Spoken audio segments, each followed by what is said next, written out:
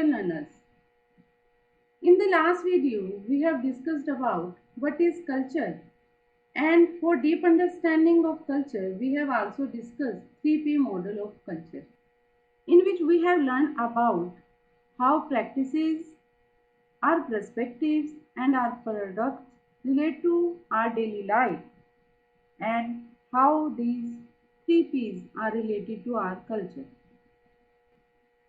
Now in this video we will explore the types and level of culture and try to understand the culture in our classroom and try to find the answer of these two questions.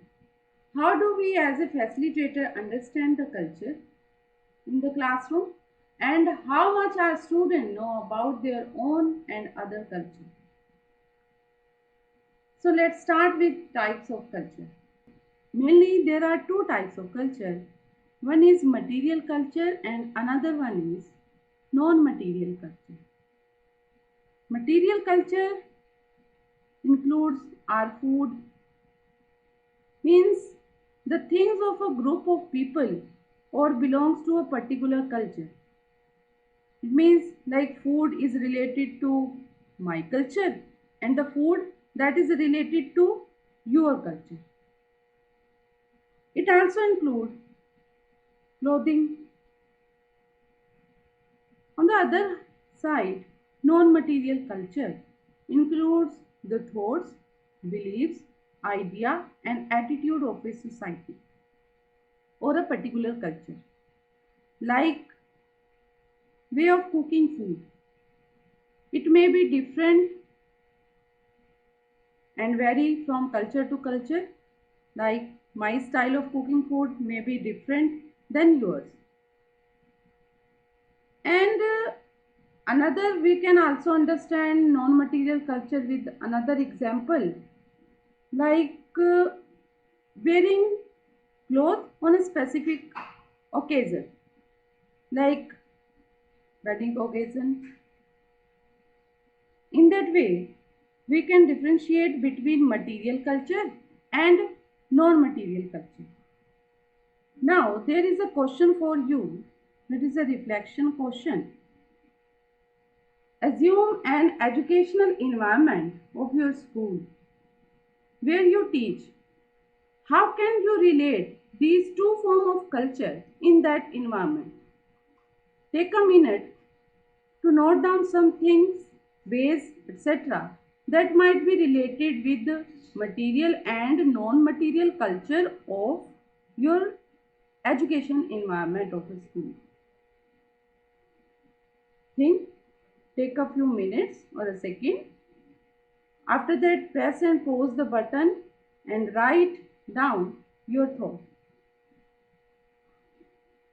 Once you are done with it, resume the video.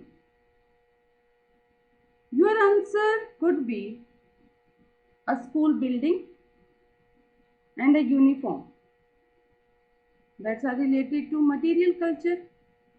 While ways of teaching, method for assessment, and behavior of teacher and students depicts the non-material culture.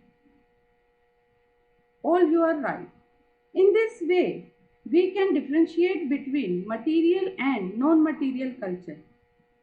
So now let us focus on different level of culture by which we can understand the similarities and differences between the culture.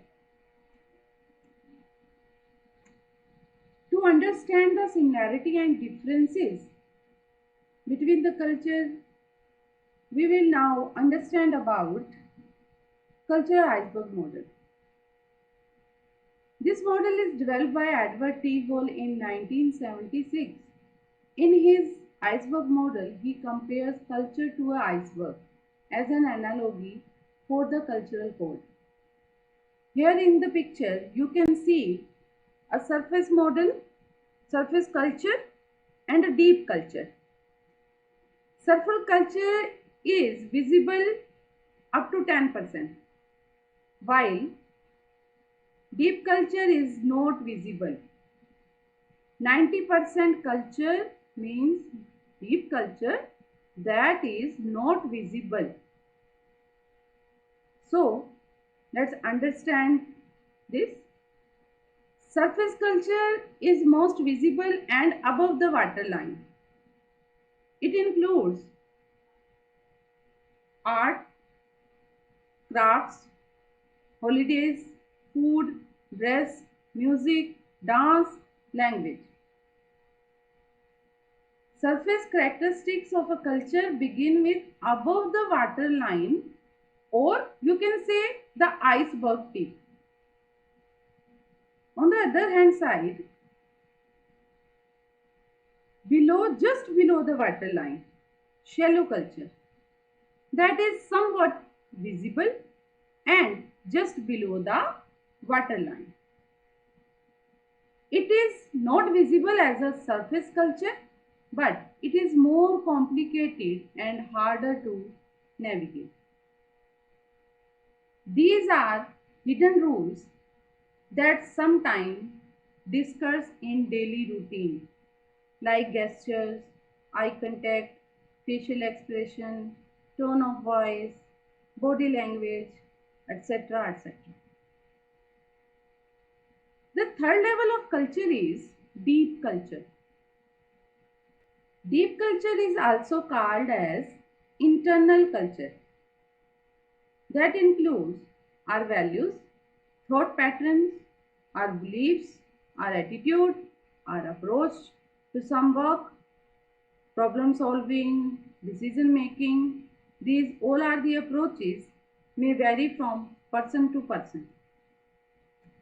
Throughout the course, we will focus on this third level of culture, that is deep culture, because it influences our learning and it relates with how we evaluate and process information by creating mental model in unfamiliar situations.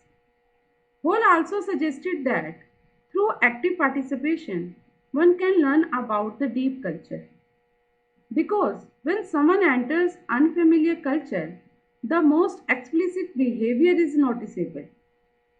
And as one spends more time in that unfamiliar culture, the influence of that behavior will be exposed. So, throughout the course, we try to understand how this deep culture is in our classroom and how can we understand it and can use in our teaching learning process through culture responsive pedagogy.